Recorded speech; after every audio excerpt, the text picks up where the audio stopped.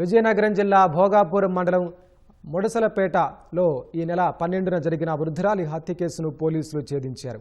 తనకు డబ్బులు ఇవ్వలేదన్న కక్షతో వృద్ధురాలు ముడసల అప్పయ్యమ్మను మనవడు హతమార్చాడని ఎస్పీ దామోదర్ తెలిపారు. హత్యకు పాల్పడిన ముడసల గౌరీని అరెస్టు చేసినట్లు తెలిపారు.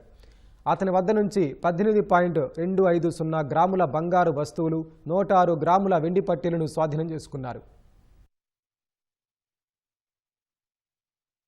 నైట్ అరౌండ్ 10 o'clock ముడసల గౌరీ అంటే చనిపోయినటువంటి ముసలావిడ పెద్ద కొడుకు ఈ అబ్బాయి. ఇతనికి కొంచెం డ్రంక్ అన్ని కూడా బ్యాడ్ హ్యాబిట్స్ అలవాట్లు అన్నీ ఉన్నాయి. ఇతను వాళ్ళ నాన్నమ్మని కొంత డబ్బులు అడిగారు.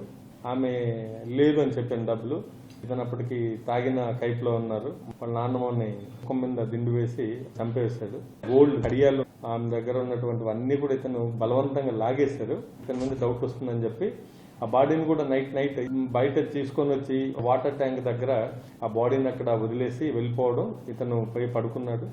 మార్నింగ్ ఆటోమేటిక్ గా లేచి అమలాపురం వెళ్ళాలని చెప్పి వెళ్ళిపోయాడు. బట్ ఇతనికి ఆలోచన ఏంటంటే ఆమె బహిర్భూమికి వెళ్ళినప్పుడు ఎవరో చంపేశారు ఆమెని నగలు అనేటువంటి ఒక ఇంప్రెషన్ క్రియేట్ చేసి ఇతను తప్పించుకోవాలనేటువంటి ప్లాన్ చేశారు.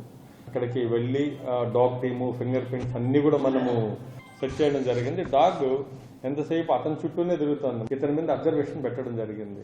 అతను గోల్డ్ దాన్ని అమ్మడానికి ప్రయత్నిస్తుంటే మనకు క్లూస్ వచ్చాయి.